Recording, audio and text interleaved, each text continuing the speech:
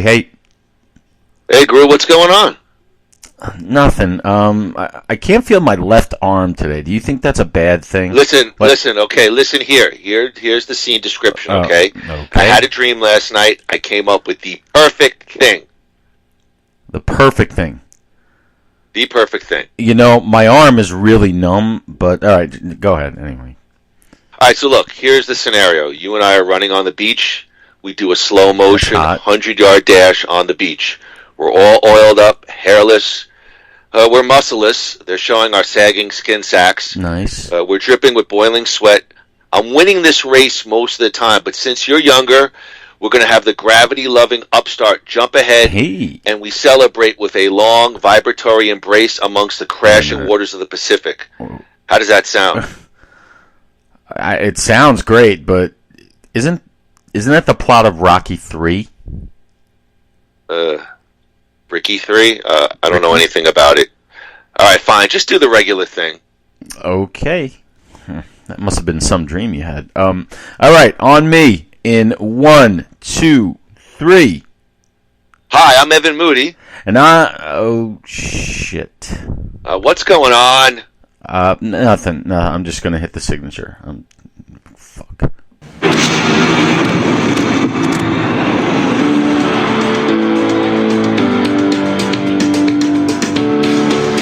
Nothing worthwhile. Mediocre podcasting. Today, tomorrow, forever.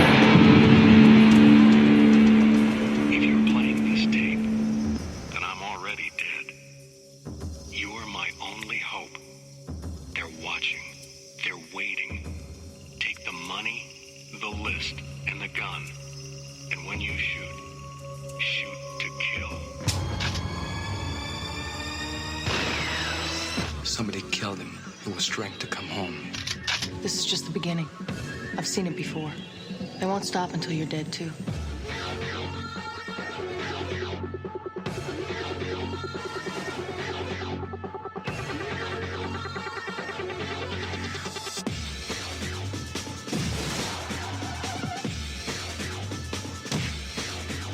From internationally acclaimed action director Ringo Lam.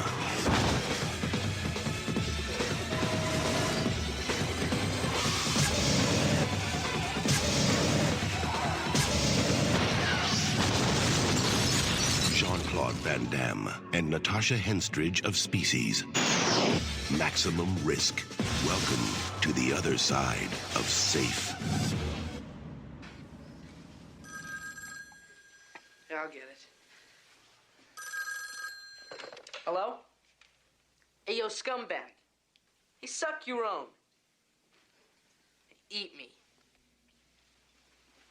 Hey, same to you, buttface. Mom says hi.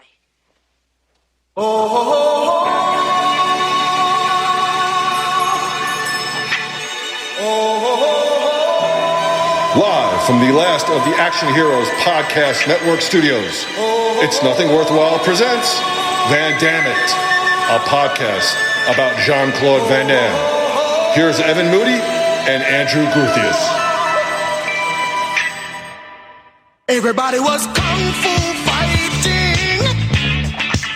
Those kids were fast as lightning. Claude Van Damme playing twins again? No, we're ready to go. Let's try it again.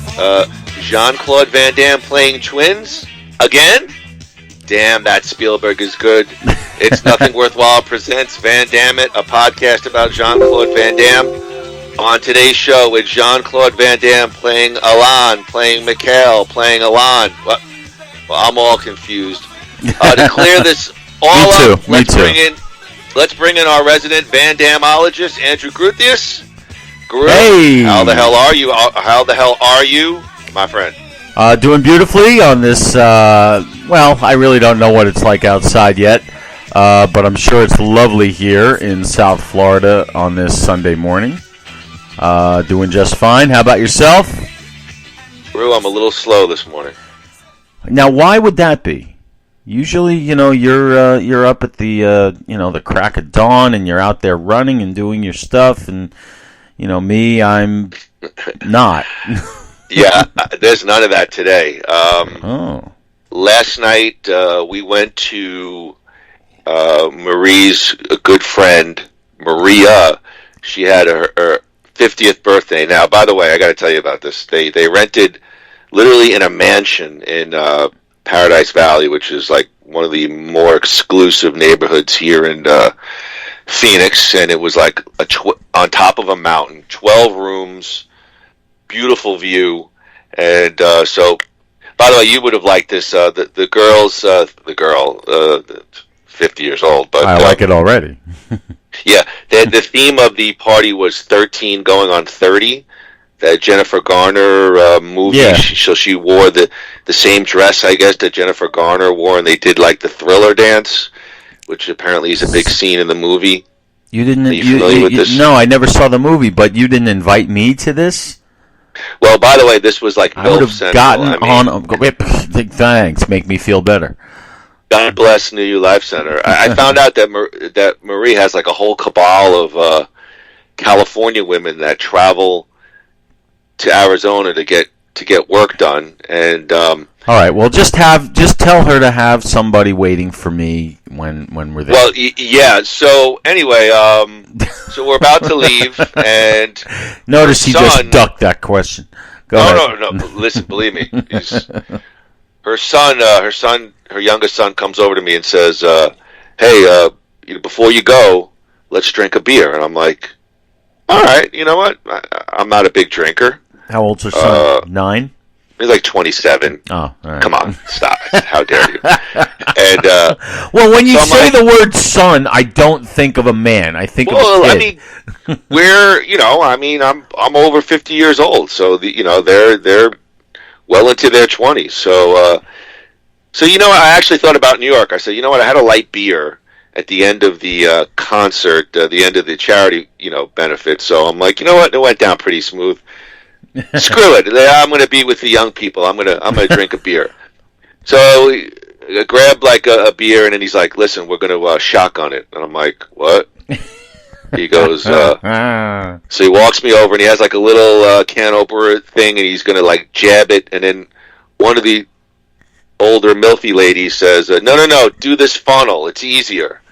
So now I'm like, what am I, Stone Cold Steve Austin? Yes.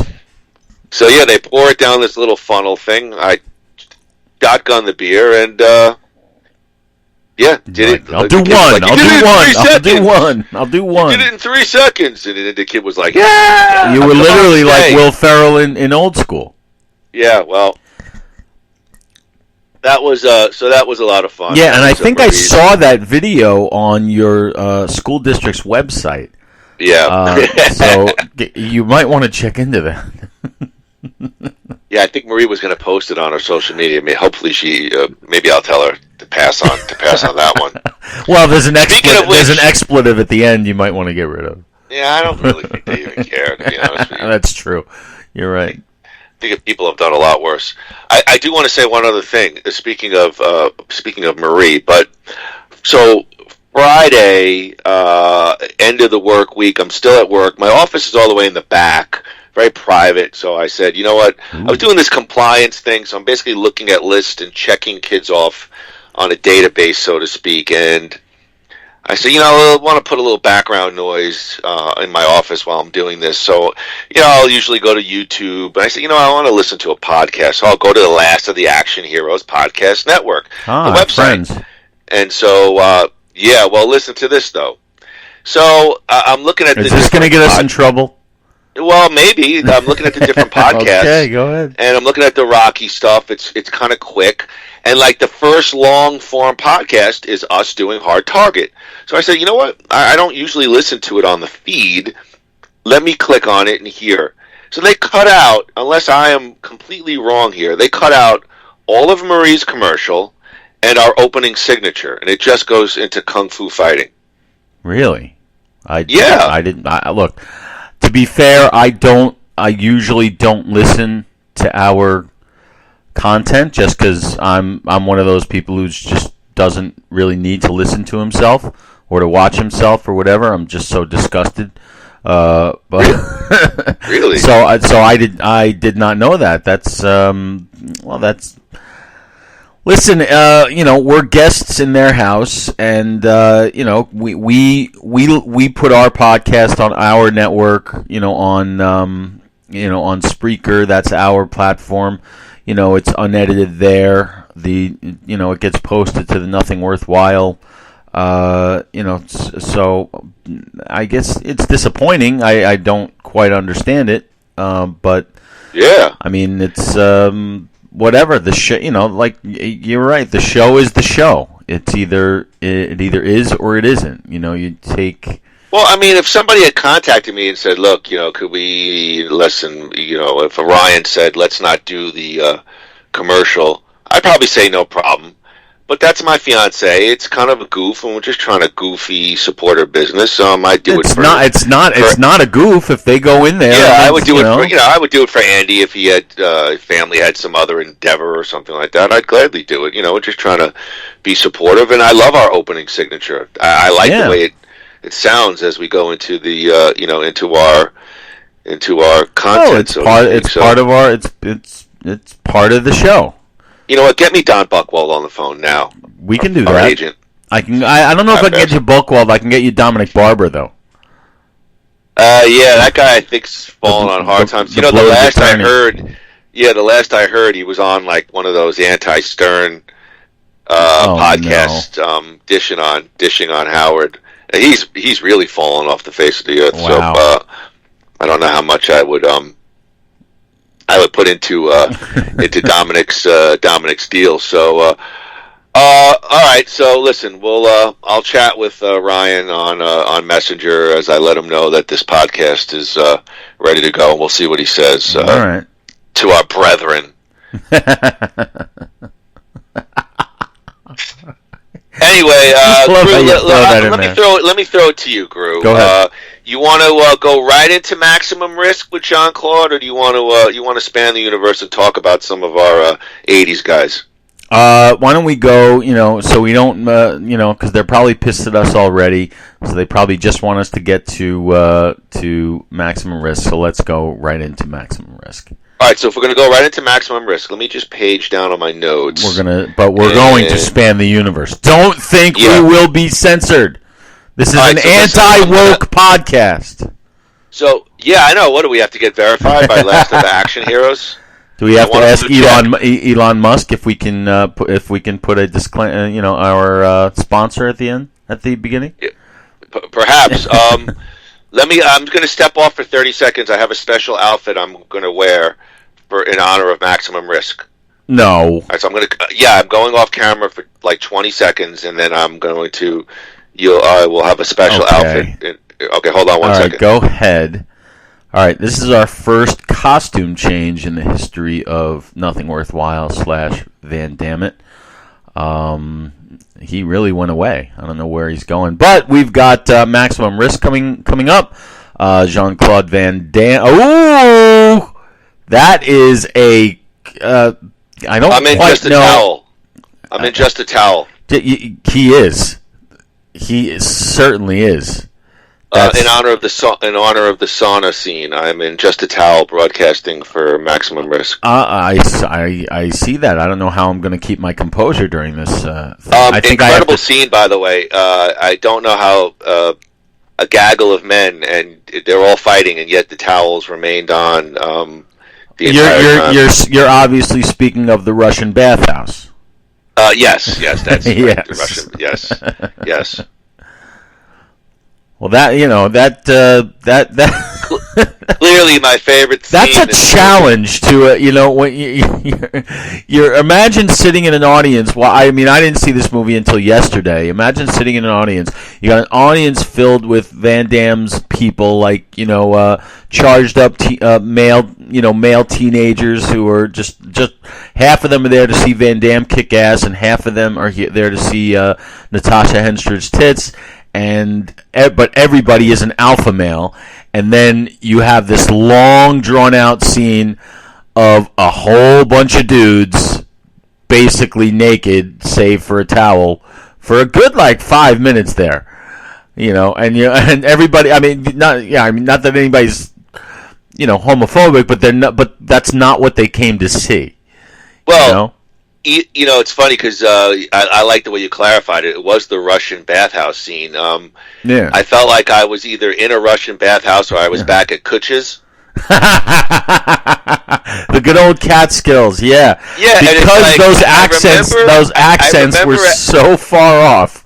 And I remember, like, as a kid walking through whatever, like the sauna in Kutch's, and I was like, this doesn't seem right.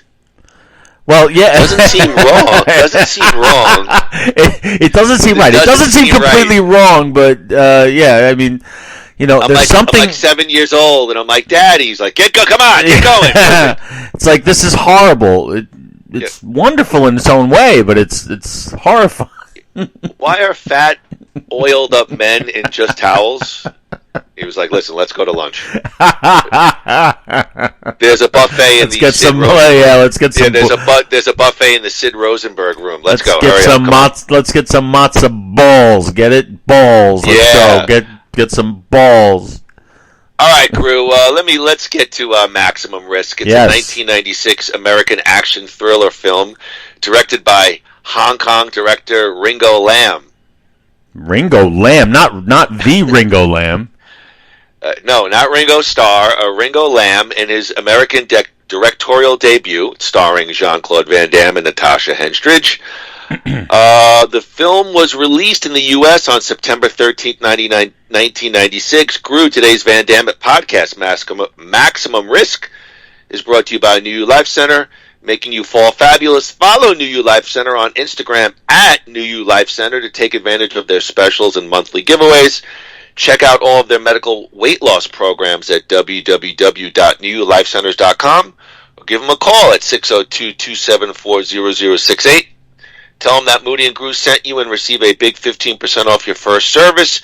New You Life Center, Phoenix Premier Med Spa for Botox, fillers, laser, aesthetics, weight loss, and hormone optimization. A big Van Damme thank you to New You Life Center. Groo, we're going to switch it up a bit. We're going to talk about the casting first for Maximum Risk. All right. Of course, we have Jean-Claude Van Damme as Alain Moreau. And Mikhail Moreau playing Alain Moreau. Wait, Mikhail. What was his last name? Because it wasn't the same last name. Yeah, right? You're right. I don't have it. I don't even know if they even mentioned it. I have Natasha Henstridge as Alex. Jean-Yves Anglade as Sebastian. Zach Grenier as Ivan Dzaskov. Paul Ben Victor as Agent Pellman. Frank Senger as Agent Loomis. Stefano Miltsakakis as Redface. Miltsakakis. I got nothing. And Frank Von Deacon as Davis Hartley. What is going on? Is this a Howard Stern phone call with names? Groo, obviously the one that stands out right away is the lovely and talented Natasha Henstridge of Species fame. Groo, we'll take a closer look at Miss Henstridge in a future Van Dammit podcasts. But for now, any quick thoughts on Natasha Henstridge? Well, she and many other things stand out, if you know what I mean. She definitely stands out and makes parts of me stand out. I'm very impressed with. I was actually, believe it or not, I haven't seen. I don't see her in much. I've seen her in Sphere and a couple other things. But you mean Species? Species, yeah. Sorry. And honestly, before seeing her in until I saw her in this, I forgot how really beautiful she is. She's not an airhead. She's not, they could have gone that way, but she's a good actress, and she feels like the smartest person in the room in her scenes. So I like this casting and I like her for many different reasons. She brings it in many different ways. I don't know how many different puns we can make on this, but I'm not going to listen. I'm not. She's damn hot. 21. Yeah, I'm not 20 years old. However, the scene where I think they're back at Mikhail's apartment and she's changing, and he takes like a quick glance, like through like a mirror, and he sees her, naked, changing. In all honesty, they kind of dress her, and for the most part, when they're on the run, in all seriousness, she's wearing like baggy kind of clothes and stuff. You don't really, obviously, that she's. I think that's hot. I like that. Okay, that turns me on. It really does. It really does. But like the scene, where they screw in the bathroom when when Taggart and Rosewood are sitting in the bed over there, which is actually pretty funny. I think it could have been a lot funnier, but we'll get to that. But that scene, while somewhat gratuitous, as far as like you need the sex scene in the R-rated action movie in the mid-90s, she made it less gratuitous. The way she, just her natural ability to act romantic. I really, and I know it sounds silly, and it's but I really, the scene came off as much less gratuitous and more necessary for the characters than it might have if it was someone lesser talented involved, I think.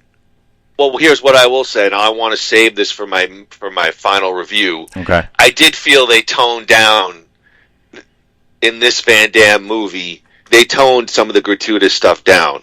I would agree with you that the scene seemed a little bit more, in all seriousness, it seemed a little bit more organic. Yes. Like they're in this very stressful, and they're in this bathroom, and it's like, let's have this release. I'm really being serious. I agree. I did feel they toned down the body stuff, even with Van Damme. It was a little bit more, let's keep the shirt on, and let's try to focus on the action and the plot, so to speak, of the movie. I absolutely agree. I'll save it for more.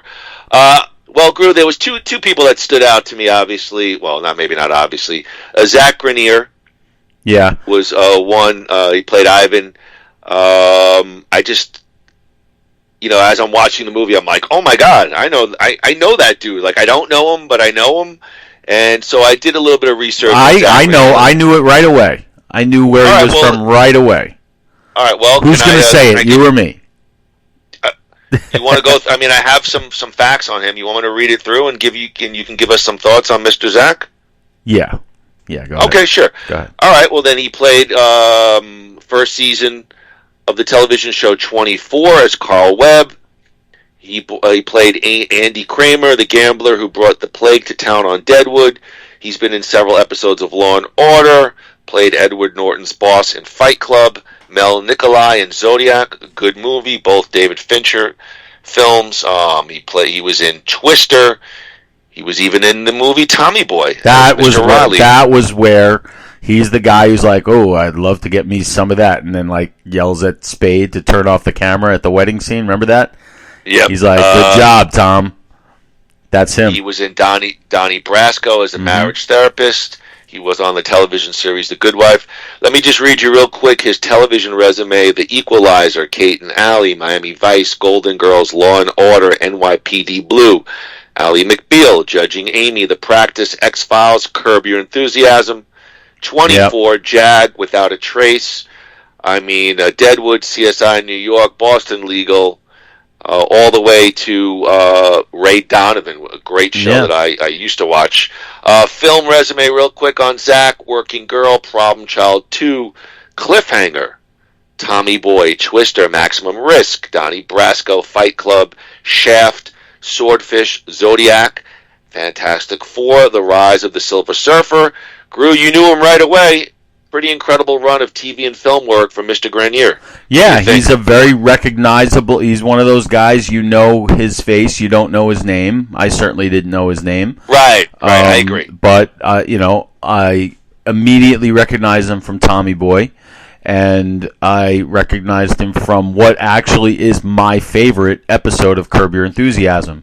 And that is the one, if I don't know how big a fan you are of that show. I would say I'm about a 7 out of 10. Okay, so do you remember? I'm pretty good. Do you remember the episode from, I think, season 3, the one with the doll? He cuts the hair off the girl's doll, and has to replace it. Do you I remember don't, that but one? I love the setup already. But so I'm not going to get into it. But he plays like the head of the network, whose daughter it is, whose doll gets her hair cut. So Larry's like trying to make a deal with this guy, and they're trying to make nice, and then he goes and completely destroys his daughter's doll. His wife is actually played by Rita Wilson, Tom Hanks' wife. So it's the funniest episode, in my opinion, of that show. And he's really good. He puts it on a little thick, I think, in Maximum Risk, I have to say. But yeah, he's a talented guy. All right, we'll get to your thoughts about his specific job here in Maximum Risk in a little bit. The one other one that stood out for me, again, is a similar, like I recognize the face, don't know the name, was actor Paul Ben-Victor, who plays Agent Pellman. I recognize him. Let me see. I remember him specifically from the movie Daredevil. He played like a real scumbag in Daredevil. I remember him from that, and I know he's been in 100 other things. I just can't name one other than that. I think it's him. Am I the only guy who actually liked the movie Daredevil? I didn't like what you saw. There is a 2.5 hour R-rated director's cut, which actually is pretty good. It's actually pretty good. You have it too, because you have the access to the Voodoo. So watch it whenever you want. It's pretty good. All right. It's pretty good. But everything with Andy, it's like, hey, did you like the album Piano Man? I'm like, yeah. And he's like, well, I didn't. I like the European the European import. Yeah. Press import has a early version of Scandinavian Skies at 9. Hey, man, we used to hang out at those record stores looking for exactly that. No, you're right. Let me give you real quick. I did look up real quick a couple of things on Paul Ben-Victor, Cagney and Lacey. He was on the HBO drama The Wire and Entourage. My Name is Earl. Chicago Hope. Let me see. Well, let me go over. Let's see. I have NYPD Blue, Monk, CSI. Let's see. I got some movies on Paul Ben-Victor. The Rookie, Tombstone, True Romance, Maximum Risk, Metro, Point Blank, A Civil Action. Great. Yes. Really love A Civil Action. Travolta. Great movie. Right. Daredevil. Yeah, I knew Empire State. Grudge Match. Get Hard. Monster, The Irishman, and The Banker. I remember him in The Irishman, yes. Okay, Groo, yeah. Quite the solid career for Paul Ben-Victor. Andrew Von Gruthius, any thoughts on Paul Ben-Victor? Yeah, one of those, again, same with the other guy whose name I already forgot. Zach something or other. Same thing, one of those invaluable, recognizable faces that nobody knows their name, but they lend not only credibility, but they lend talent, and they make things around them better. These guys get paid a lot of money because of their, ability to be able to. They're character actors, and this guy is no less than the guy before. Both of them. They just that credibility is very strong, and I don't want to give any criticisms, but these two guys were big gets for a movie like this, I must say. Yeah, he does. I mean, he plays the role. He looks the role for sure. Yes. With the balding head, the overcoat, the brown overcoat. Yeah. Kind of like the mussy suit. Yeah. I agree. I agree. It's two guys you've seen, and you're like, I know this guy, but you don't know their name. Right. You've just seen him in a lot of things. So, mm-hmm. All right. Some production notes on Max Risk. The film was originally known as The Exchange. Then it was retitled Bloodstone. Now, Jason, and this is kind of interesting to me. That's two other titles that don't make sense, but go ahead. Yeah, Jason Friedberg and Aaron Seltzer, better known for the Scary Movie franchise and other parody movies, performed an uncredited rewrite on this film. So I did think that was kind of interesting. That is interesting, and it actually solves a riddle for me. But go ahead. Okay. Well, I'll tell you when it comes up. Okay. Well, all right. Or do you want me to say it now? Well, it's because it's part of a criticism. Because it's part of a criticism. So go ahead. Yeah, let's Continue. wait. I want to hear you for your overall review. Okay. I do have some fun facts, courtesy of IMDb on Maximum Risk. Jean-Claude Van Damme, it was his idea that Asian actor-director Ringo Lam direct this film. And, of course, it was his American directorial debut. Same thing as John Woo. And so it leads me to ask you, what is with Jean-Claude in looking to Asian film directors? Do you think that he's a fan of their style, or I don't have any other notes on it except we got two big-time Asian directors who have made their American debuts with Jean-Claude Van Damme? Well, I'm sure that Van Damme is, being from the other side of the world, he's much more well versed in like foreign cinema than people like us, I would say, than people who are basically think that all movies are made in America. But I think at this point, I didn't even know he chose the director, but at this point, I think his stardom is at a place where he could start picking his directors. And like as you say, this guy is like a protege of John Woo. And well, I don't know if he's I don't know. I just know that ironically enough, or it's a great trivia that two big time Asian action directors made their American debuts in the American market with JCVD. Well, I'm guessing that Jean-Claude probably would have wanted a more well-known, but because, as I've maintained, he's never been on that A-level action star where like Stallone and Schwarzenegger were. So I'm going to say that he, that he did exactly what you said. He found someone whose style and movie-making action style that might cater to martial arts, which is what JCVD is all about in many ways. So I'm guessing that he did it based on that. I'm guessing he probably wanted John Woo, and somebody suggested the other John Woo, in a way. Does that make any sense?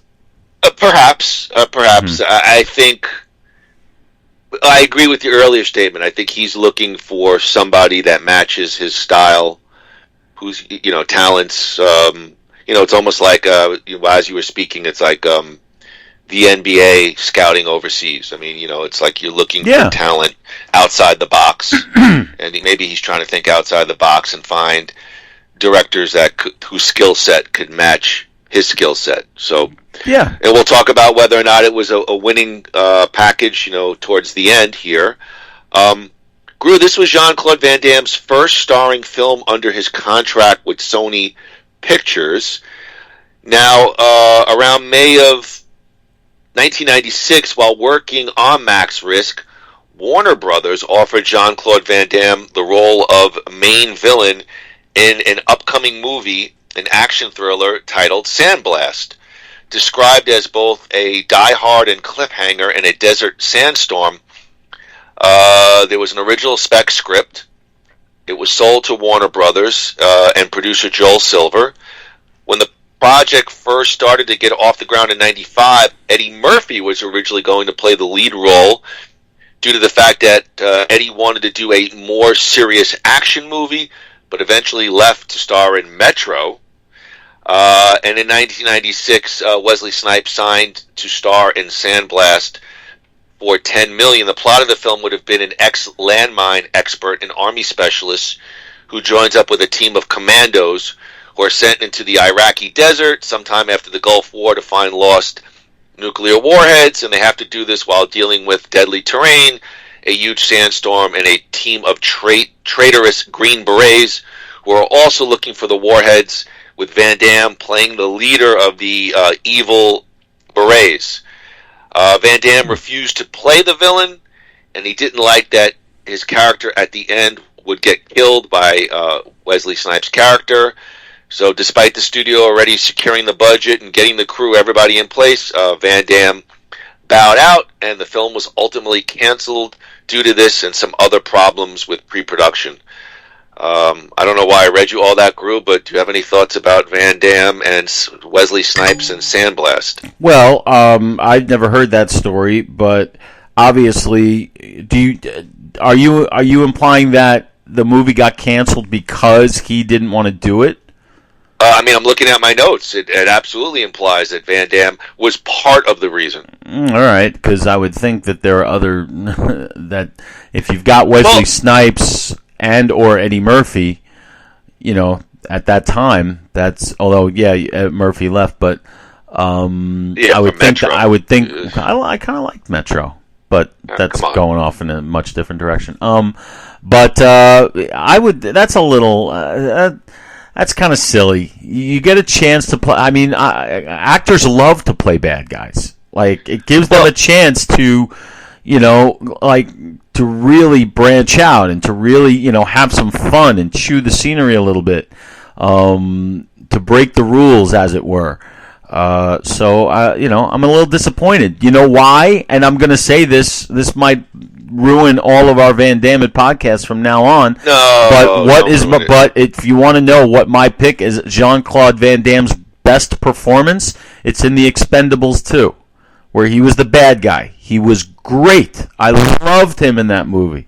So I would have been fascinated to see him take a villainous turn at the younger stage of his career, where he's only playing good guys. I would have loved to have seen it.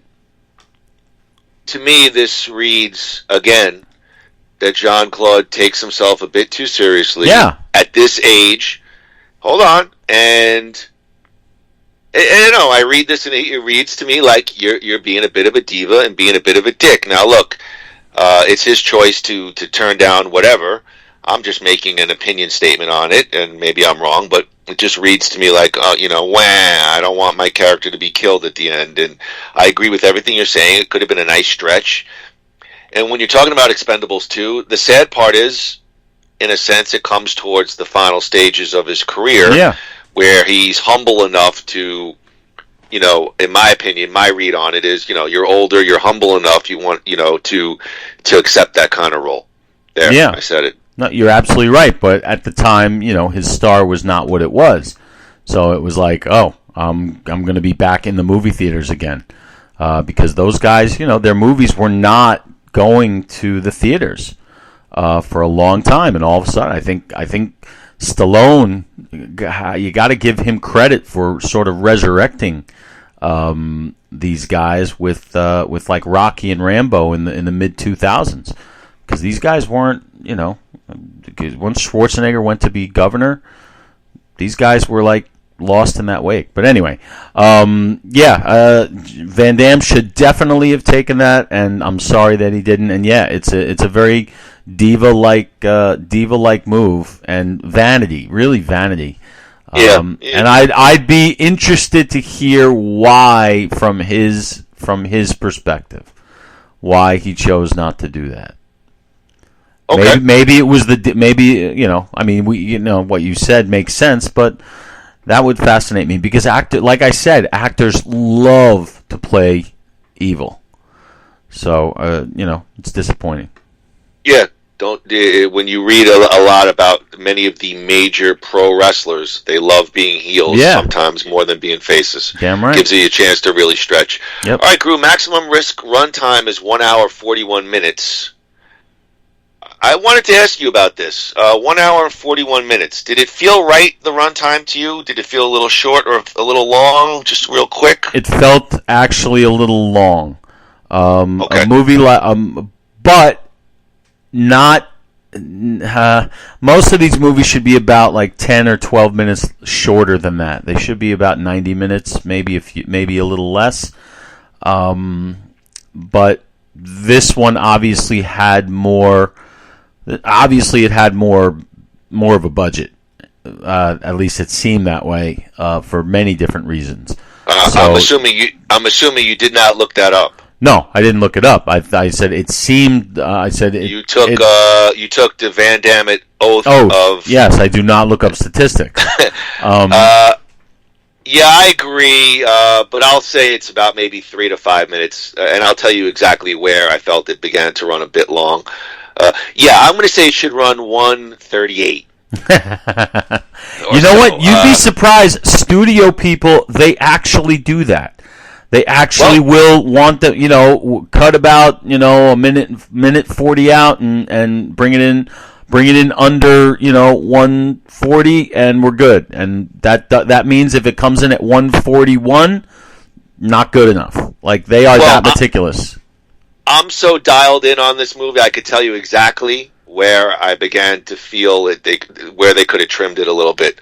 And so, by the way, thank you for renting it on your Vudu, because I had a great afternoon watching it, and and I was very dialed in. This one I definitely watched maybe a little bit more intently. It was on my laptop. And, Me too. Well, really? You can watch on your devices. I loved it. I loved it. I just. I can't. I can't get into it. Yesterday was Saturday. Yeah, Marie went to work, and I did my little old man workout and cleaned up, and I sat down and. But why wouldn't you watch it on the TV? I don't know. I didn't mind it. I have the Vudu right on. I have your account right on my internet. I have your password. Everything's saved, you can put that stuff in on the TV too. Yeah, I know. But anyway, Groo, the rating for Maximum Risk, it's rated R for strong violence and for some sexuality and language. And let's talk about the plot. I got a real quick breakdown of the plot for Maximum Risk. French police officer Alain Moreau, played by Jean-Claude Van Damme, makes an astonishing discovery. Listen to this astonishing discovery, Groo. Mikhail, a man who died recently in a breakneck car chase, and what a chase it was, is the twin brother he never knew. I mean, that happens all the time. Every day. You see it on Geraldo. Yeah, Alain discovers a web of family secrets that leads him to New York City, where his brother was involved with the Russian mafia, teaming up with Mikhail's girlfriend, Alex Minetti, Natasha Henstridge, played by Natasha Henstridge. Alain must now assume his twin's identity and go undercover to avenge Mikhail's death. And there we go. Obviously, I gave the real short IMDb summary. Well, that's the movie. Any thoughts? Let's save it. Let's. No, we can go. We can break it down a little bit. Okay, well, here's a couple of things. Okay, go ahead. I did. So when you come to the whole twins thing, I'll throw this out to you first as a discussion point for Maximum Risk. I was like, oh my goodness, are they going down this road again for Jean-Claude? What was interesting to me, after they moved beyond the twins angle, was the mistaken identity angle when he goes to New York. Like the girlfriend thinks he's Mikhail, and all the mafia guys thinks he's Mikhail. Yeah, but for about 2 minutes. Well, I thought that was all right. Well, yes, I thought that was an interesting. You are absolutely right, and that's my problem. My problem is that you're talking about stuck with it a little bit longer. Yeah, well, here's the thing. Okay, you talk about the twins angle. Now, when we read the plot before we saw the movie, we're both laughing. We're like, "Oh, here we go again," Right. So right away, I mentioned the budget. The opening sequence showed me that they're finally spending some money on Van Damme, because everything was upgraded. The action, the stunts, the martial arts, the special effects, the music, everything felt like a bigger and more modern and state-of-the-art kind of movie. And again, I could tell you that they obviously spent some money because. All right, but what does that have to do with the twins angle? Okay, so he says he's got to assume the identity of his brother and go to New York to figure out what happened. Well, everybody he meets, he very quickly tells them who he really is. Even the bad guys. Like, everybody, halfway through the movie, everybody knows that Mikhail's dead. At least that's what it felt like. And I was like, wait a minute. I thought that was the whole thing. He's like, he's going to pretend to be this guy, his brother, and that, to me, was the buy-in. But once that part of it was left behind, it went in a complete, so what, that's why I wanted to bring up, you said that these two people came in and did a rewrite, and I wanted to say that this movie has a great story, but the script takes it in directions which don't serve it well. And this, in this case anyway, So yes, I was disappointed because it became somewhat formulaic after that. Now it was just Van Damme against the bad guys. The stakes were immediately lowered once he, started blabbing to everybody. He should have faked it.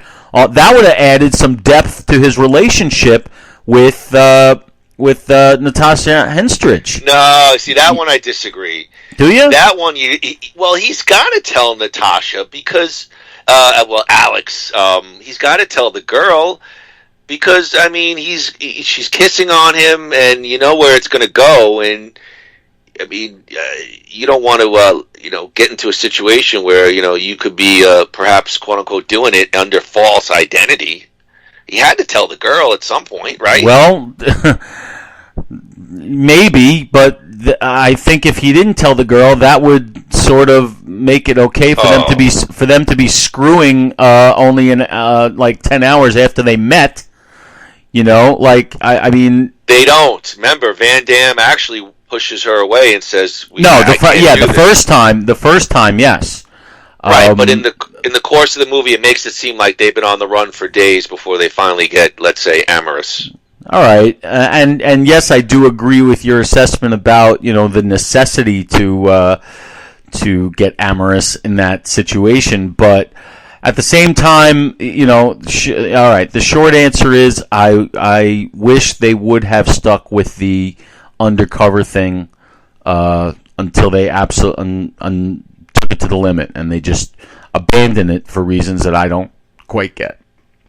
Well, what I will agree with you is, and I do have this on part of my final review notes, there definitely is a richer look to this movie. Right off the bat. Absolutely. And I do agree. The soundtrack, it's that techno stuff you've heard a million times. There's definitely, definitely a much richer look. In terms of, you're saying kind of goes formulaic. I thought there was some interesting pieces here that were not typical to your standard action movie. There's strife within the Russian mob. There's sort of different factions. The Ivan doesn't agree with I forget the older guy who kind of runs the deal. Even with Redface, the villain, he's chasing them down separately than Ivan and his guys. So you have different groups, and then you have the FBI agents. So when I'm watching this, I'm trying to figure out who's with who, and it kept me more engaged. It wasn't just bad guy chasing good guy. There were different factions, and even within the bad guys, there you could tell Ivan is there's some strife there. He doesn't agree with and you could kind of see where it's going to go, but he doesn't agree with the older Russian guy who runs the mob. Yeah, I did like that. It was somewhat unconventional in that respect, but unfortunately, you don't have to agree with me. I'm just no. My take on it. No, I do agree that it, the villains are somewhat ambiguous. And it's not, it's at least on the villain side, it's not, a black and white thing as far as good and bad.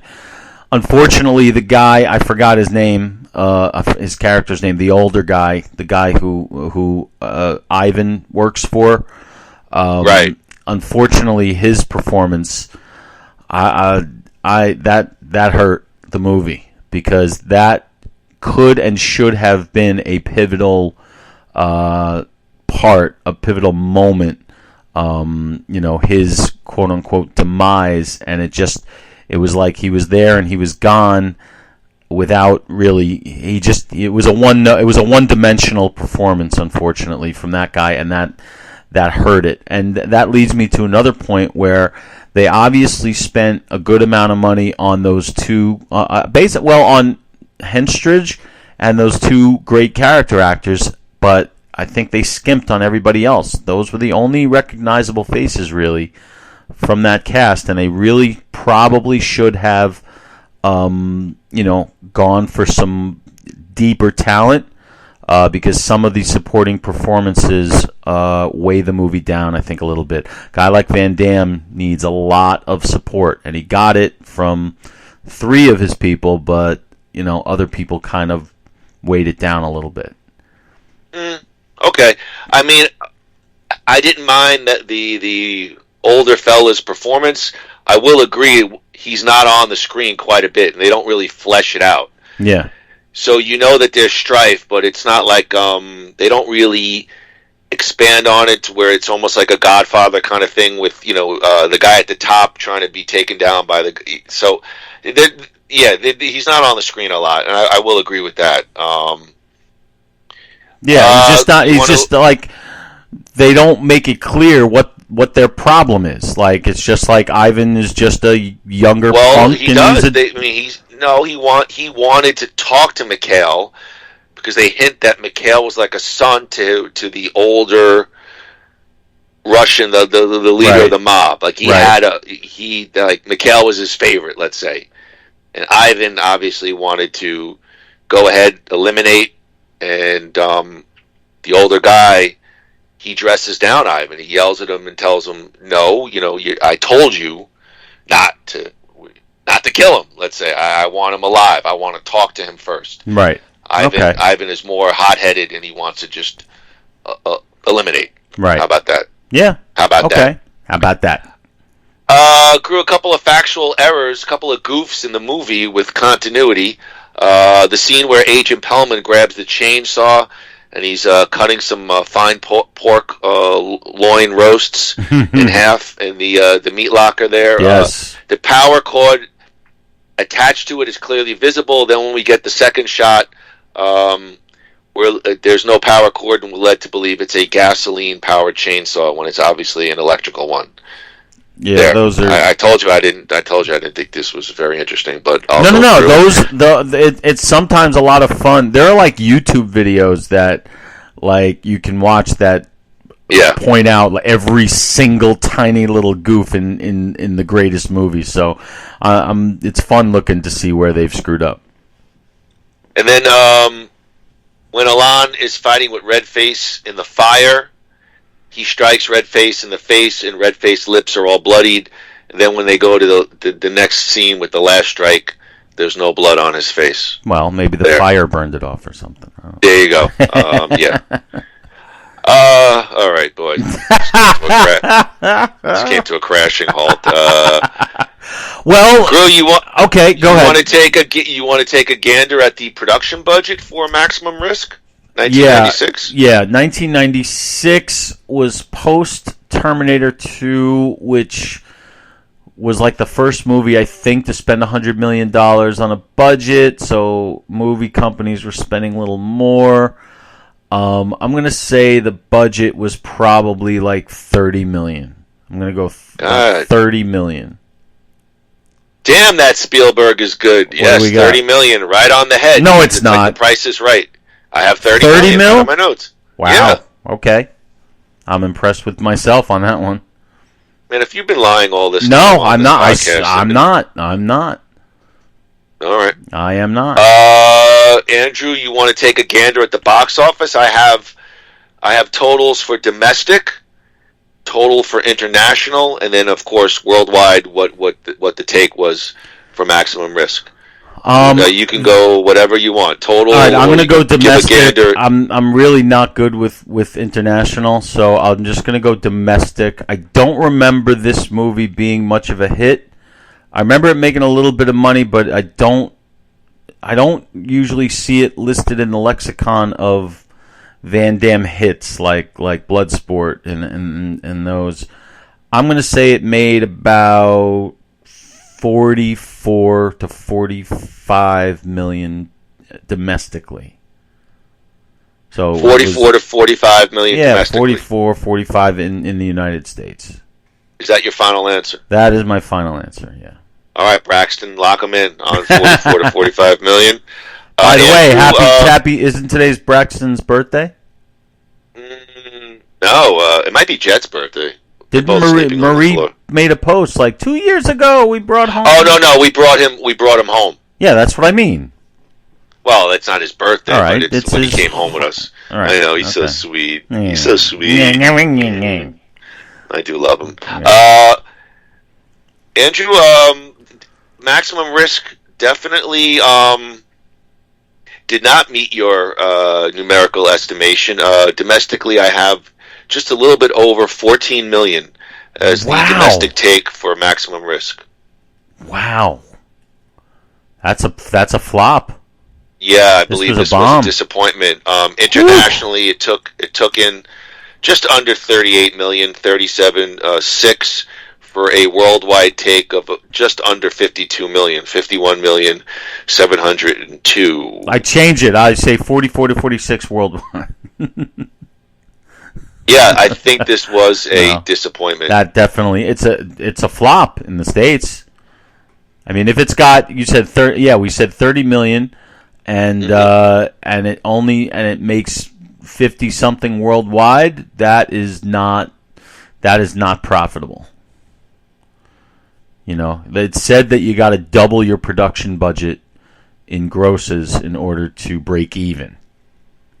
Oh, really? Well, that was then. on a major film. Yeah, because you remember, you have advertising. It's not. That's not. I don't know if that's in the budget figure, because advertising costs a fortune.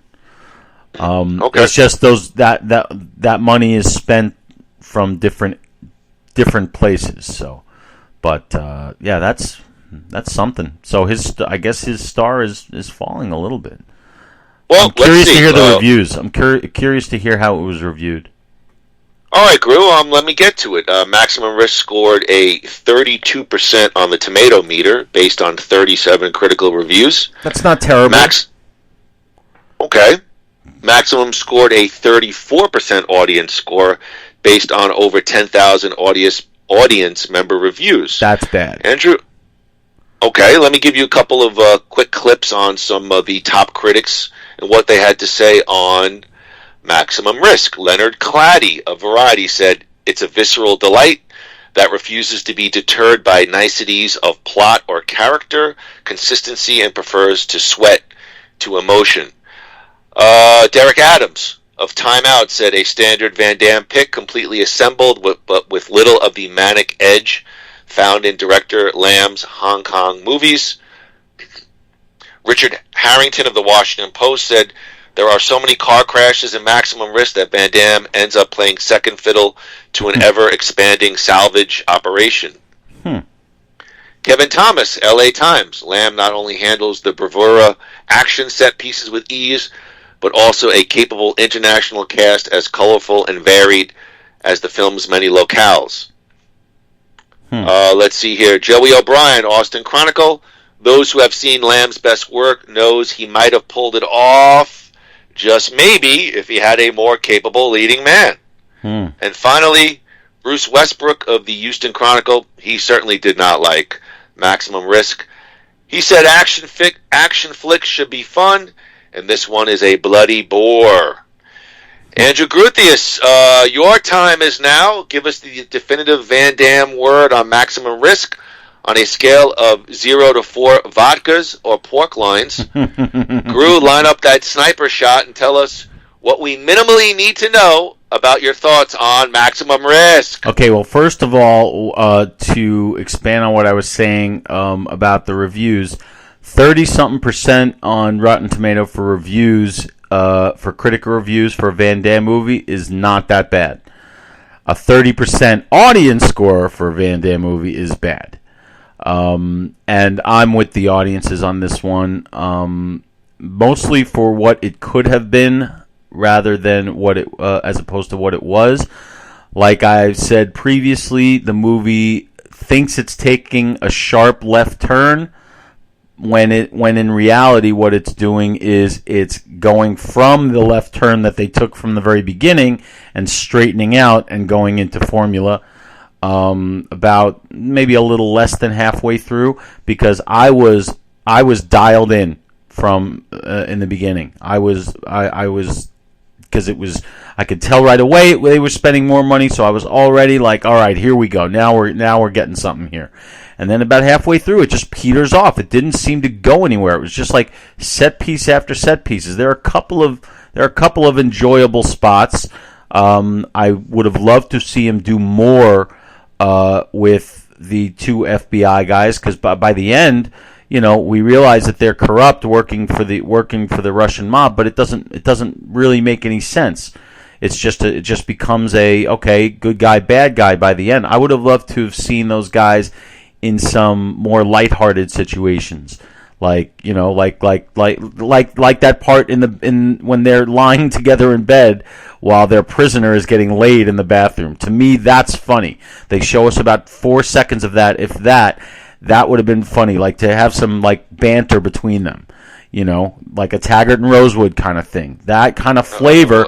No, seriously, that kind of flavor. What do you want? Maximum Risk Cop? I want more detailed characters. That's what I want. Would you have been happier if they opened with Neutron Dance? Absolutely, 100%. Okay. But so, and like you told us, they had 2 writers come in and rewrite the script, and so my assessment is great story, bad script. The script itself turned it into, another shoot 'em up, whatever. I'm sure they didn't name the movie until probably 5 minutes before it was released. I don't understand the title Maximum Risk. It doesn't make any sense. It's got nothing to do with anything. I would agree with you on that one. Sure, yeah. And neither did the 2 titles that you mentioned. Not that I could think of anything better, but that's the job for the writer. And so I feel like they're just writing the script and let's say, oh, he's taking a risk here, and oh, he's hitting that to the max. Oh, we just got it, Maximum Risk. I mean, that's what it feels like. So in the beginning, it felt like a departure. In the end, it felt like we're back to where we were when we started. So based on that, I am going to give Maximum Risk 1.5 vodka/pork loins out of 4. 1.5. They had the tools, they had the talent, they just didn't get it to the finish line. I will say that the director did the best job he probably could have done with the material he was given. It was well made. The movie was definitely well made and constructed, looked good, sounded good. Most of the acting is who I really enjoyed? Sebastian, that actor. He was very good, and I would have liked to have seen more of him. He was like, one other thing that pissed me off, that really upset me. I'm so confused. If your review, if it was a schematic, well, I already gave you the start. All right. So what pissed you off? I was upset that I really thought that cab driver was going to be, consistent. I wanted him to stick around. I was really disappointed when they killed him off. Like, I looked at the timestamp. It was like 40 minutes in. I'm like, this guy's great. He's a conspiracy theorist. He's a nut job. And the banter that he had with Van Damme, I thought was pretty good. Van Damme really, those were actually my favorite Van Damme moments, when he's just looking at this guy like he's fucking nuts. And I really enjoyed their scenes together, and I would have liked to have seen that guy more. Then of course they got to sacrifice him, because all the attention has to be on Van Damme, And I understand that at the time, but that bothered so me. do I I. will give it one more positive thing. I always appreciate when they're saying they're in New York and they actually film it in New York, because you can tell the difference. And I really hate it when they try to make like Toronto look like New York City. It just does not work. Here, they're obviously in New York. But a problem with that is, and I want to ask you a question. Oh, Lord. I want to ask you a question. Please. Do you think that because they were going to New York that McHale should have been mixed up with the New York mob instead of the Russian mob? Don't you think that might have been a little more fun? Never really crossed my mind, to be honest with you. Yeah, it did mine. But anyway, so yeah. So it's another one that the sum of its parts is much greater than, the actual sum of parts, much greater. Yeah. Missed opportunities. So one and a half whatever's there.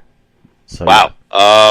First of all, I do know that some of the train and the train fight sequence, some of that was shot in Philadelphia, because I read it and then I was like, it's not interesting enough to talk about. But I did read that some of the scenes were shot in Philly, which that's sort of like New York, so I'll forgive that one. Probably just as expensive, which makes me wonder why they would do what the purpose of that was. But all right, are you ready to sit back and let me give my review? All right. You bet. As fans of this show, all three of you are aware of, I like to do good, bad, and final reviews. So let me tell you what was good about Maximum Risk. And I think, it's funny. I always like when Andy and I don't talk and when some of our notes actually match. But in terms of look, I thought this was by far the best shot of all Van Damme movies. I don't know Ringo Lam.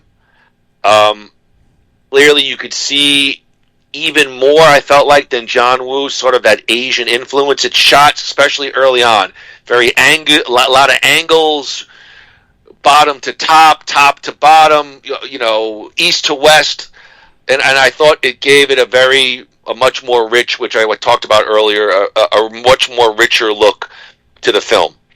What did you think about the funeral swerve?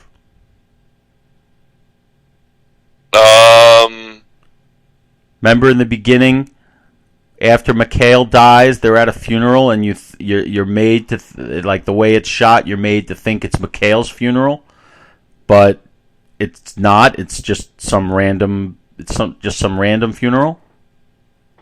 Yeah, That's where we first see. What was Van Damme's other name? I forgot already. No. Elaine. Yeah, that's where we first see Elaine. He's got the bad haircut, and he's at a funeral, and we think it's all right. So you don't remember that? Yeah, but I mean, it's always with the twins. Like one hair, right? But I didn't like that like kind of fucking with the audience. It seemed out of place. Okay, you know what I mean? Didn't bother me, but all right. I thought the movie had a fairly deep cast. I thought it was, for the most part, well acted. What else did I like? I thought Redface was by far the best and most credible Van Damme villain to date. Thought he had a great look. He kind of looks like the replicant from Blade Runner. I think he's a MMA guy back before MMA really broke. Very realistic fighting style. Had a Lesnar haircut. Can I please finish? Yeah. Thank you. Barely talks. Very physical style. Brock Lesnar haircut. I love this look. I love the villain. I love the scenes with, they're going. I think the elevator's going up and Redface is going down, or vice versa. And you see that look, and you're hinting towards there's going to be some kind of physical interaction. I thought some of that stuff was really cool. I thought Van Damme's acting is much improved here from Hard Target. I thought he took what was a silly premise with the twins, and I thought it would. I don't know. After a while, I kind of bought into it. He made it look good on film. I thought Natasha Henstridge is fine here. Beautiful, She does a good job acting, not spectacular, not terrible. She does a good job. Movie time feels a bit long, which leads me into the bad part of the movie. And again, I feel like for this movie with Van Damme, does it want to be like the French Connection, or does it just want to be another kind of knockoff Van Damme action movie?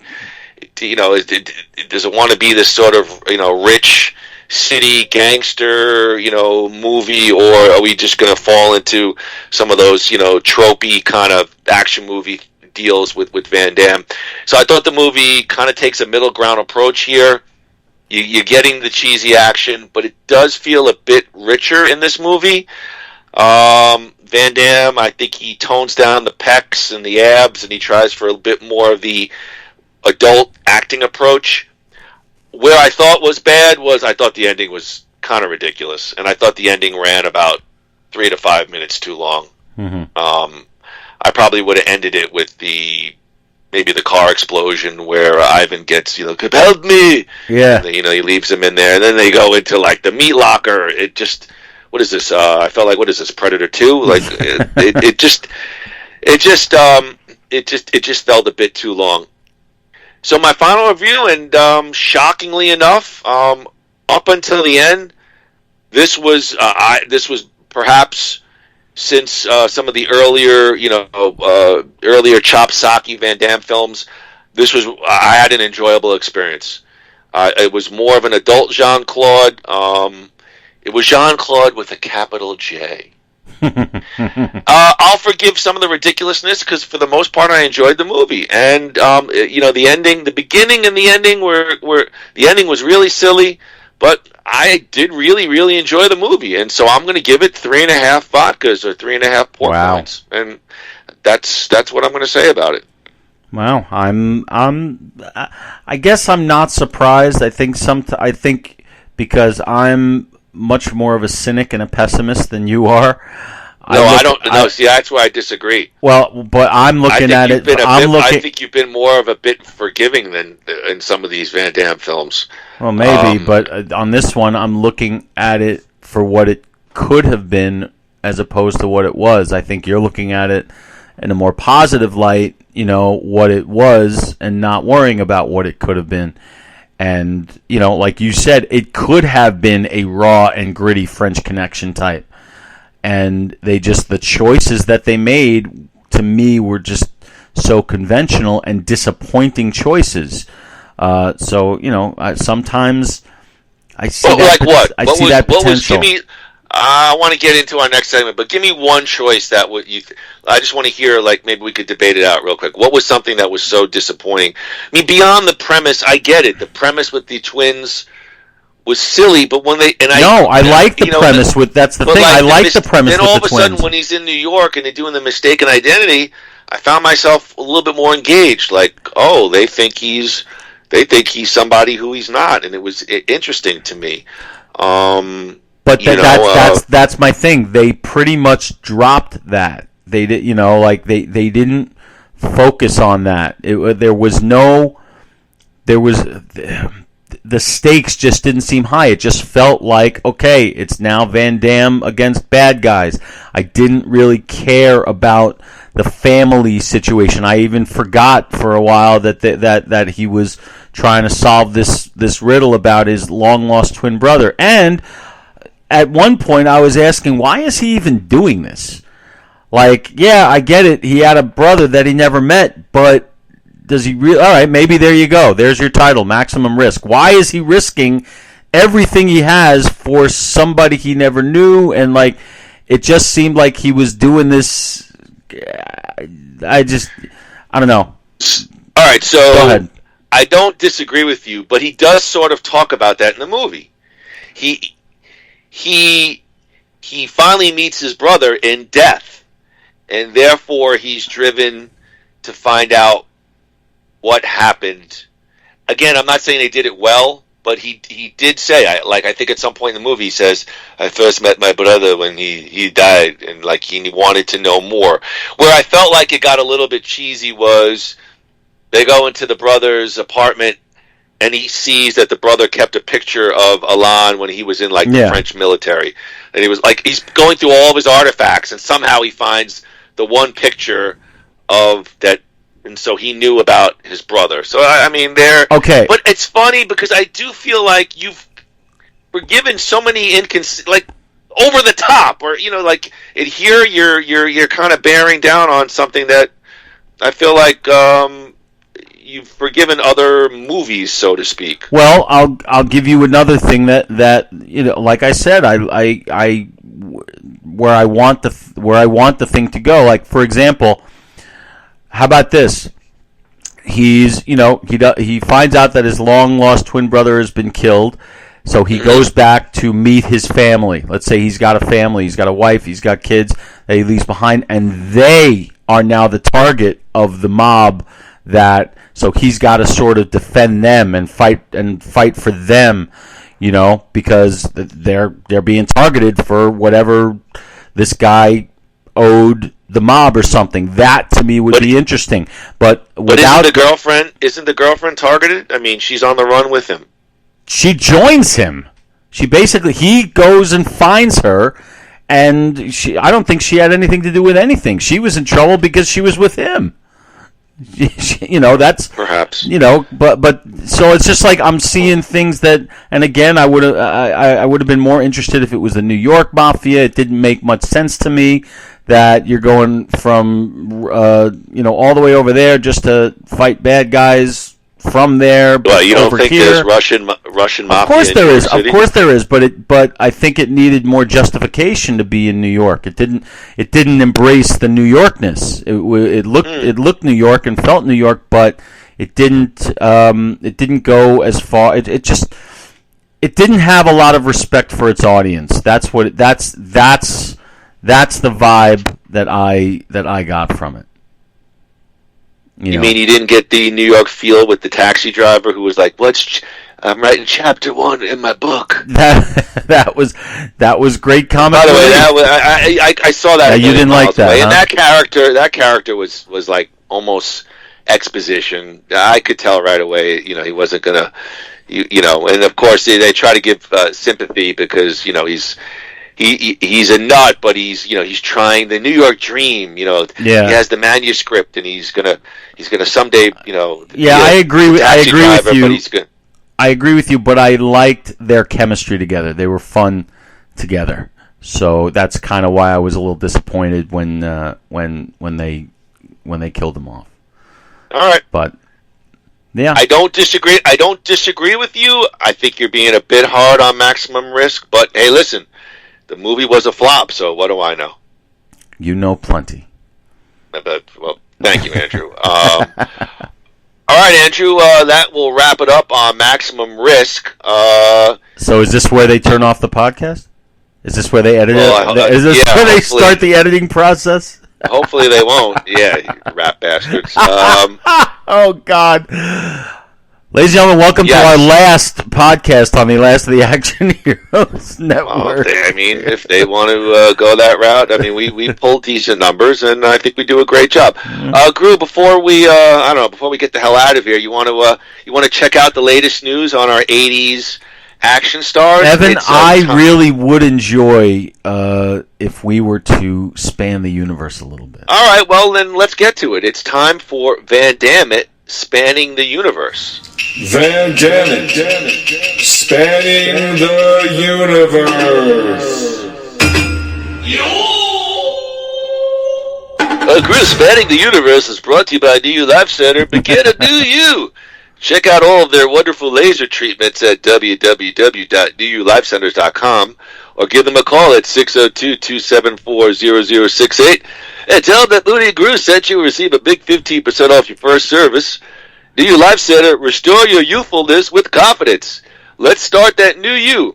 Free consultation, customized services, feel good in a stress-free environment. Hopefully they can take care of that postnasal drip that you have there. That's the thing. In life, I want to feel good in a stress-free environment. The problem is, where we go to feel good, it's a very stressful environment. Yeah, you did that, an expensive one. It's like, one. Can I have 300? And you're like, I don't want to pay the $15 ATM fee. Moody, you have an extra 60? I'm like, I just drank my last vodka. As Craig would say, female drinks? Thanks. Yeah, thanks, Craig. Vodka cranberry, and now it's a female drinks. Oh, God. Oh, God. All right, so what are our guys up to this week? Groo, is Mel Gibson not the biggest anti-Semite in the world now? Well, you want me to read you? I'll start off with Mel. Hey, go ahead. Groo, there was an article about how Mel Gibson landed his iconic role in Mad Max. Groo, popular actor, Jew-hater Mel Gibson has starred in many projects that have become huge parts of popular culture, ranging from Braveheart to Lethal Weapon. Well, the Jew-hating is just, it's really, it's like the number one thing in news every day. No shit, right? I go to my car, I run into my car, I dive in, and I'm like, all right, anyway. Groo, Gibson's greatest contribution to cinema, most people feel, has always been his iconic portrayal of Max Rakansky in George Miller's beloved Mad Max movies. While Mad Max has become a full-fledged franchise now, it started with that 1979 gem directed by George Miller. Set in a dystopian future characterized by the breakdown of all social structures, Gibson played the role of a vigilante in Australia who journeys into a world of dangerous gangs and moral decadence.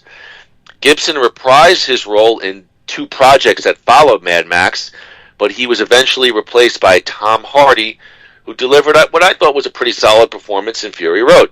Although it might seem like Gibson was born to play the role of Mad Max, the reason why he was cast as the iconic character is especially crazy, or I don't know if it's crazy, but George Miller was looking for a rugged actor to portray Mad Max, and he got just that with Mel Gibson. Although the details about the entire incident are somewhat ambiguous, both Miller and Gibson have revealed that the audition worked out for the actor because he had shown up to the audition in rough shape.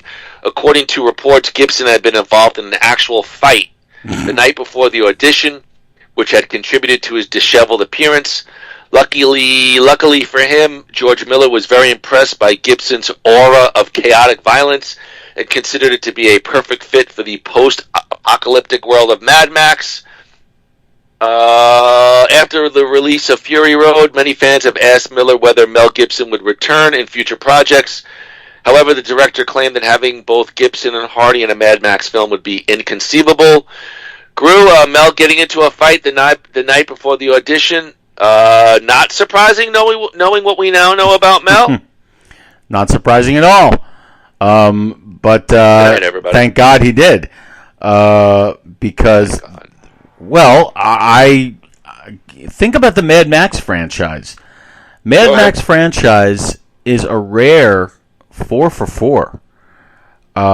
And I do, in my opinion, each one gets better. I think Mad Max is an excellent movie. I think The Road Warrior is better, and I think Thunderdome is better than them both. And really? I fucking love Fury Road. Even though as much as we hate Mel Gibson, he's still Mad Max to me. So I would have preferred him, and he wasn't even Mad Max wasn't even the main character in Fury Road. It was Furiosa, but yes, you're right, and I think that was a good move. So for what it's worth, the franchise itself and Gibson, I got to give him a lot of credit for that. It's a grand slam of a franchise, wouldn't you say? Yeah, I did like. What was the third one again? Beyond Thunderdome. Yeah, I enjoyed it as well. I think some people thought it was maybe a minor step back from Thunderdome. I mean, from Road Warrior. But I did like it. I'm Tina Turner. I just remember enjoying the movie. Yeah, I don't know. I mean, listen, I'm not Mel's biggest fan. All right, so I'm going to get beyond that. I agree with you. I don't know if I want a 60-year-old Mel playing Mad Max in a new iteration of Mad Max. Meaning, I thought Tom Hardy was a good choice, and I believe they have committed to a sequel, but I think it's going to be focusing on the Fury character, right? Like a prequel to the Fury character. I think it's going to be still under the Mad Max banner, but I think this one's going to be, the next one is focusing on just Furiosa. So I did like the new Mad Max, but into the article itself, I just thought it was, I don't know, I thought it was interesting. Yeah, hey, it's right up. Kind of leads into sort of what we know about Mel and some, little bit of that instability. He beat up a rabbi the night before, so I mean. All right. Well, Shalom, Mel Gibson, Groo, Arnie. We'll take a live look. We're going to take a look right now at the live action trailer for World of Tanks, which stars Arnold Schwarzenegger and Mila Jovovich. World of Tanks. What are you doing? What are you doing, Braxton? Oh, Braxton. Yeah, he likes to. We're working here, Braxton. Yeah. In this trailer, Groo, the two start out fighting evil snowmen for a movie that they are shooting, and then the duo take on a mission to save the holidays for Arthur and his son Mikey. So what exactly, Groo, is this ad for? Starting December 1st, Holiday Ops returns to World of Tanks across World of Tanks PC, World of Tanks Blitz, and World of Tanks Modern Armor. I guess it's what the hell are you talking about? It's like a video game. The event features new missions and challenges that reward players with Arnie and Mila-themed emblems, tank skins, decals, inscriptions, and commanders. What? I'm so out of it. The last video game I played was... Wait, is this a movie or a video game? It's an ad for a video game. Oh, I thought it was a Schwarzenegger movie. All right, look, let me just go to it right now. Hold on. They have trailers for video games now? Yes. Oh my God. And let's see here. Do you see that? Yeah. All right, let me cue it up. All right, Andrew, here's World of Tanks, official live-action trailer starring Arnold Schwarzenegger and Mila Jovovich. Okay.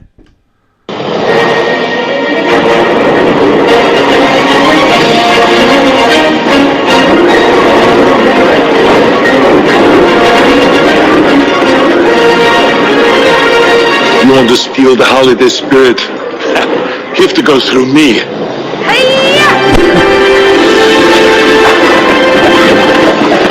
How come I wasn't invited to the party?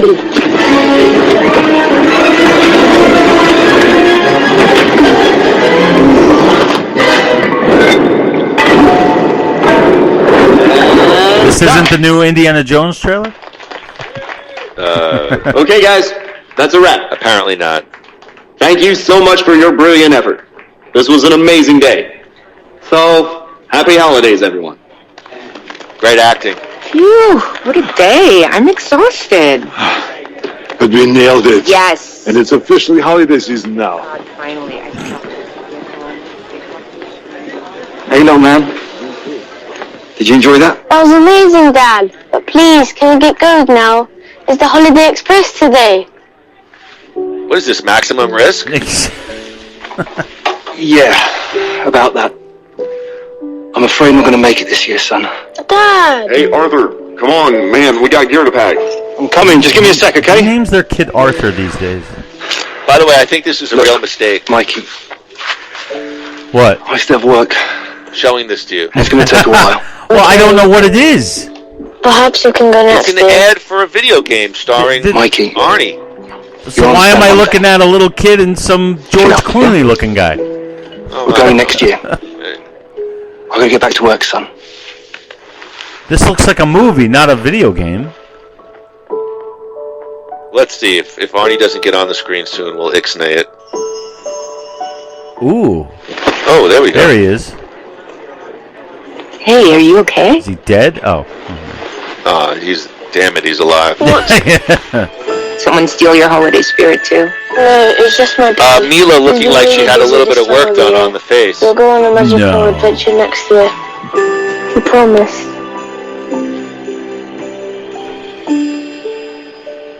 We need to do something. He'll be back. Don't worry. Boy, Arnie's hair is a very natural dark brown. Thanks for working in the joke. I really... Well, I'm zoned in. I'm paying attention to... Can I show you something? Whatever this is. I'm going to pull a nickel out of your ear. Oh.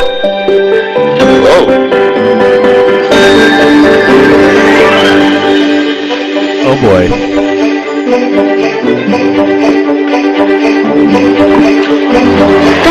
Loving gazes all around. Do you want to hang in with this, or should we get rid of this? Well, what is this, the Polar Express 2 now? Oh, boy! All right, you can cut it now. I think we said...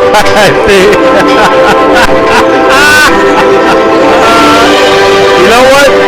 See, here's the thing. Here's the thing. All right. I'm so sorry. No. I'm glad you showed me that. All the way through. I'm glad you showed me that because now I'm pissed off because if that were a movie, I'd want to see it because you know what? Arnold Schwarzenegger oozes charisma, and he goes all in on whatever he does, including whatever that was. But I don't really play video games, so I'm not going to see any more of that. Neither do I. But I would. But you know what? I would watch that movie based on what you just showed me.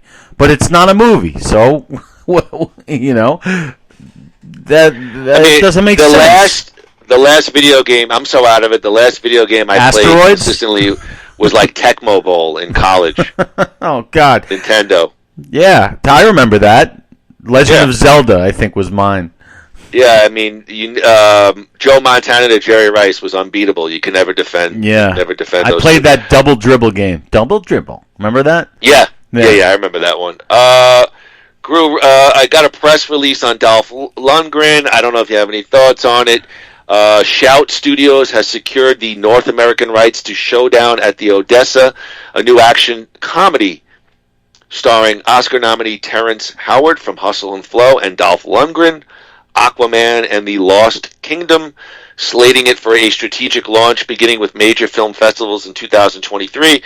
Showdown at the Odessa follows a proud movie theater owner who must defend his family business from corporate developers alongside a legendary action star as art imitates life in a showdown for the ages. Not much else to say on this, Groo, but any interest as a Lundgren fan?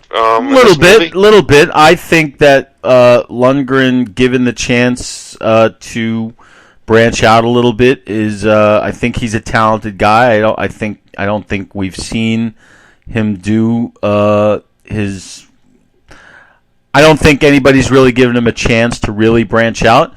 I have not seen Kindergarten Cop 2, so I don't really know his comedic chops from that one. But he got the Aquaman. I forgot about the Aquaman. Was a pretty big game. I didn't see Aquaman. I didn't see it. Well, that's your problem. This it sounds like a fun concept. It sounds like basically Last Action Hero kind of stuff, which actually I like.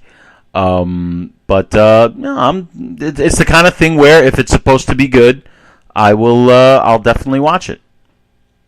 You know? Yeah, they showed a still from the movie, and it's like he's got the like the long hair, like the hairpiece on, like, jammed on top of his head. Right. The only thing I remember about Last Action Hero was Saudi. They got the Saudi. Yeah. The Saudi.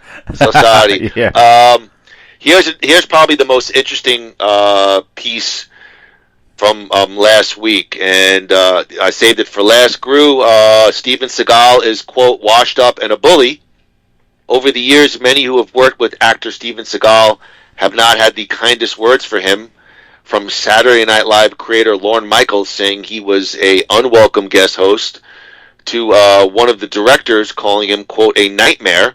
In a new interview, one former co-star actually revealed that he based a washed-up character that he recently played on Steven Seagal. And he clarified that it's okay he did so since he views Seagal as, quote, a bully. John Leguizamo, who co-starred with Seagal in the 1996 film Executive Decision. Thank you. Hey, I'm allowed to show off every now and then. Yeah, well, the This whole podcast is a vanity piece for Andrew's knowledge of the Hollywood. Goddamn right. Listen, that's true. Andrew is a That's a good movie. He is a I really like dude. that movie. Well, let's hear what he had to say about it, though. He claimed that Seagal got physical with him during production of the film. Quoting Leguizamo, the first day of rehearsal, there was director Stuart Bard, Joe Morton, B.D. Wong. Wong. He's great. I love that guy. He's great. He may love you, too. Oliver Platt. What are you saying there? Oliver Platt. We're all big actors. We're all big boys. We're all experienced, and we start. Right, but I'm giving you his quoting. Please. Oh. Okay. And we start rehearsing, and he came in. I'm assuming Seagal, and it was like, "I'm in command. What I say is law." Leguizamo told the AV Club in 2012. The actor said that he laughed at Seagal, who then slammed him with an Aikido elbow against a brick wall and knocked all the air out of him. Quoting Leguizamo again, "I dropped to the ground and all I could say was, why? Leguizamo recalled, "I really wanted to say that he runs like a blank. He has no hair, but I was afraid. So on the days we shot the scene where he died, I showed up early and wanted to see him die. It was like a fantasy." Oh my God. Leguizamo stars in the ensemble comedy horror The Menu, which actually looks good. I've seen the trailer. Playing an actor who's past his prime and wants to revive his career. The 62-year-old star said he was inspired by Steven Seagal in his performance. Quote, "I've met a lot of these stars, like, maybe before they were kind of washed up." Leguizamo told Entertainment Weekly, "I mean, now they're washed up. I kind of based mine on Steven Seagal. I had a bad run-in with him. We did a movie together. It was an executive decision. He's kind of a horrible human being." Promoting The Menu, Leguizamo appeared with some of his co-stars on SiriusXM. During the interview, he again mentioned Seagal and called the 70-year-old actor a, quote, bully. "I've worked with a lot of action stars who are now washed up, so that was easy for me to pick on who that character would be." Pressed by the rest of the cast to name names, Leguizamo responded, "All right, it's Steven Seagal. I based it on him." In that 2012 interview with the AV Club, Leguizamo claimed that he had heard from Seagal's publicist that the actor had promised to, quote, knock him out if he ever saw him on the red carpet. Quoting Leguizamo again, "That's the only downside to my comment. He can actually knock me out. He runs like a girl, but he hits like a 6'5" dude who has trained his whole life." The star said, "Groo, John Leguizamo, a pretty big name still, going full blast on Steven Seagal." Well, he's not saying anything we don't already know. I mean, Seagal is a known scumbag. He's always. I understand, but he's actually stating physical violence, which I don't think that's ever come out before. No. So if he wants to press charges, let him press charges. I mean, Leguizamo is a guy I actually. You're gonna hate this. But here we go. I actually worked with him on a movie called The Ministers, which actually never, at least I don't think it came out. I have a copy of it. I don't think I've ever actually seen it, but I worked on it with him. He was kind of a diva on the set, from my recollection, but he likes to talk about people, and I don't think that, like he said something. Who was he talking about the other day? He posts a lot. Like he was critical of Al Pacino for being cast or for playing a Latino in Carlito's Way. So Leguizamo loves to post and loves to talk. So I don't know what he has to gain by telling this story, but if it makes him feel better for his pain and suffering, then fine. But if you're going to charge him with something, do it. But if I just this culture of just people just maligning people just because it's convenient. Why? If we've never heard about this, why haven't we until now? Why are you telling us now? Why not? Why? Because you based a character in your masterpiece on him. Come on, that's completely self-serving. Well, I don't know. Well, you're like kind of at first you're acknowledging and you're saying Steven Seagal is a dick, but now yes, you're. But why? But why? What's Leguizamo's purpose for tying his dickness into his new movie? Can I give you the purpose? Yeah. Okay, so you hit upon it. And I never worked with John Leguizamo. I'm just a common man. Just a common man.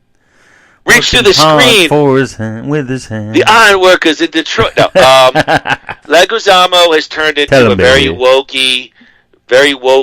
I read about those comments about Pacino, and of course he's completely wrong, in my opinion. Me too. And he's become a very wokey kind of jerk. So while I have no doubt that what he's saying is factual. Me too. That Steven Seagal did do this. He's just trying to perhaps position himself a little bit better on the social justice scales and probably trying to knock some people down a peg. I mean, he's really accepted that whole woke thing, and I don't know, from my perspective, just reading the occasional article and, what he posts and things like that, he's just trying to prop himself up while trying to tear some people down. Does Seagal deserve it? Maybe, maybe not. I'll leave it up to pundits like Andrew Von Gruthius to figure that out. But he also knows that Seagal is not going to hit back because he never does. Well, according to Seagal's publicist, Seagal told him, if I run into you on the red carpet, you're going to get KO'd. No, but I mean, he's not going to hit back from this attack, meaning Leguizamo saying this is not going to get a response because nobody hears from Steven Seagal anymore. He lives in Russia. And he only makes movies. I don't even think he's got roots in America anymore. So I don't see him responding to that. And but yeah, we know all this. So John, next time tell us something we don't know. How about that? All right. Well, Das Vidania to John Leguizamo and Steven Seagal. Andrew, before we wrap this up, please give us one thing you're watching this week. All right, you might get mad at me because I think I broke a rule. We have rules. Yeah, well, all right. Because this rambling montage of a podcast. Go ahead. Yeah, I'm going back in time for this one. I'm watching something that I've seen before. But I haven't seen it in a very long time. It's not considered to be a good movie by most critics and most people. The star of the movie, this is considered one of his weak spots. I watched it last night after I haven't really watched it in the past 10 years or so, and I found myself laughing from start to finish and laughing hard.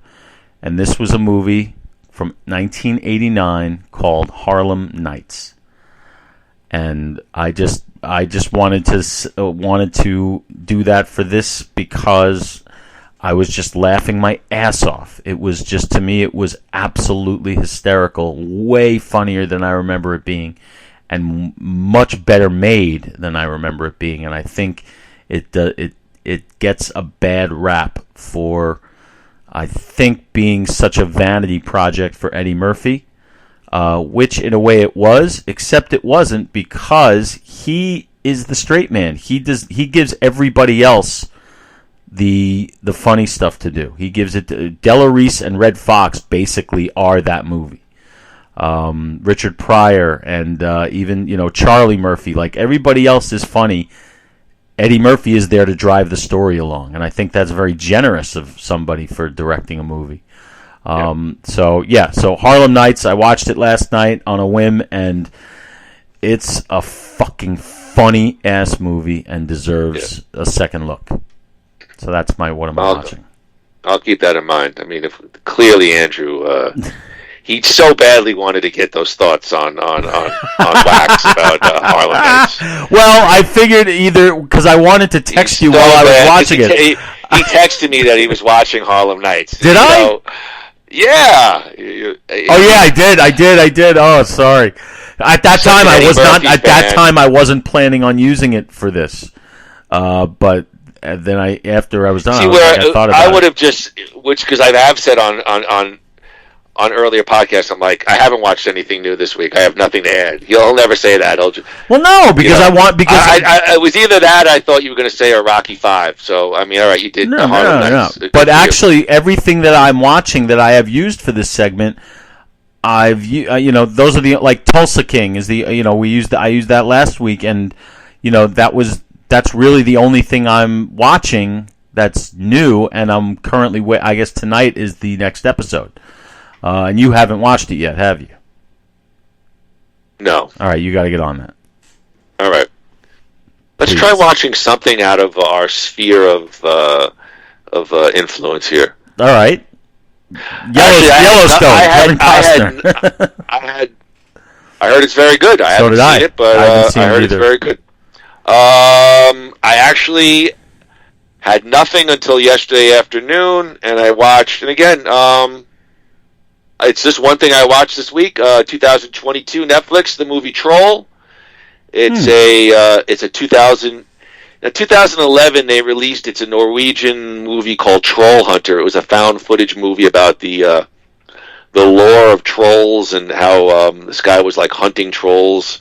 It's a found footage movie, like these giant trolls. Right. So they kind of rebooted the whole thing. It's a big production. I think it's the guy who directed Tomb Raider from like a year or two ago, right? Which I've not seen, but it's a fun, standard monster movie on Netflix. Nothing great, nothing terrible. If you got an hour and a half and you want to see a cool monster movie with good special effects, 2022 Troll. There. Well, I'll tell you what I tried to watch based on your recommendation, yours from last week, Barbarian. Which was? Barbarian. And after about 15 minutes, I had to turn it off. Did you get to the big reveal? The big reveal. If it's not, no, I didn't, because it was. Well, there you go. No, but I didn't, and I will finish it. But maybe it just had to do with when I was watching it. It was a very uncomfortable movie to watch, and maybe that's by design. I think it wasn't really creepy yet. It was definitely raising some questions, but it just felt. I felt icky watching it, just all right, but you didn't get to the. There's a big reveal about 30 minutes into that kicks the movie off into a. Yeah, I didn't get where I left it. Where I left it, it was basically they were sharing the house, and he was like, "Want some tea?" and want some and I was like, I just felt weird. So maybe I just needed to be in a different mood to watch it. All right. But I am gonna watch it because it is a very interesting concept. So, I just felt. Remember, I used to joke around with Andy in the '90s. I'd say, "Hey, have you heard that new artist, Bob Seger?" Nothing has changed. Nothing. Yeah, he likes changed. what he likes. Nothing has changed at all. All right, Groo. I don't think it's 1 month's time. I think we're going to go with this next week. We're going to return. Yes. With a very special Van Dammit. We were so stunned by the awesome beauty of Natasha Henstridge that we're going to take a much closer look at the movie that put her in the forefront. It's 1995 Species, starring one Natasha Henstridge, Michael Madsen, Ben Kingsley, Forrest Whitaker, and Alfred Molina. If you build it, it will come. Groo, special Van Dammit, Natasha, and Species. Yes, we're like doing now like 6 degrees of Jean-Claude Van Damme. We're like branching off a little bit, and I like that. The double Van Dammit this week and next week. So yeah, definitely looking forward to that. I've seen Species, but not in a long time. I remember enjoying it a lot. I remember enjoying her a lot. And again, and no, just kidding, or maybe not. Yeah, looking forward to that, without a doubt. Looking forward to seeing it again. It's been a long time. So definitely was like 20 years old, that movie, I think. Maybe more. Yeah, maybe more. Right? Yeah, from like the mid-90s, around this time. Definitely put Natasha Henstridge on the map. Great cast. and of course, a lot of connections to Alien. Yep. So what I'm looking forward to actually is having you and I break down a science fiction sort of action movie, which I don't think we've done yet. So not really. We did not do. I'm curious to see. We didn't do the Alien franchise. No, I'm curious to hear your take on a sci-fi movie. So and don't get mad at me for not remembering. You know why? Because we are approaching our 100th show, so we've done a lot. So there might be some that I forget that we've done. I feel no. But we've not done. I don't think we've done a science fiction movie. So we should do. We should do Alien at some point. Like you and I are fans of that franchise. I'm surprised we haven't. When we get to it, I'm sure we will. When we get to it, we'll get to it when it makes sense. So, all right. So next week, Species, and that's it for this episode of Van Dammit. With minimal effort, we say bye-bye to Maximum Risk. Andrew, you want to take us out of here? Yes, we'll take us out to enjoy the rest of this Sunday. I hope you out there are enjoying yourselves as we approach the holiday season. Shortly from now, in just a week's time, we will be coming back at you through the last of the Action Heroes Podcast Network, maybe, with a review and a discussion of the Natasha Henstridge classic Sphere. Yeah, well, I'm going to Species. Sphere? Why do I keep saying Sphere? I think there is a science fiction movie. There is. Sphere. Why do I keep getting this screwed up? Anyway, it's Species next week. Species, I say. One more time, Species. And until then, ladies and gentlemen, no retreat. Oh, you got it right. I was about to say. No retreat. No surrender. Knocks through cow, everybody. Don't edit this product.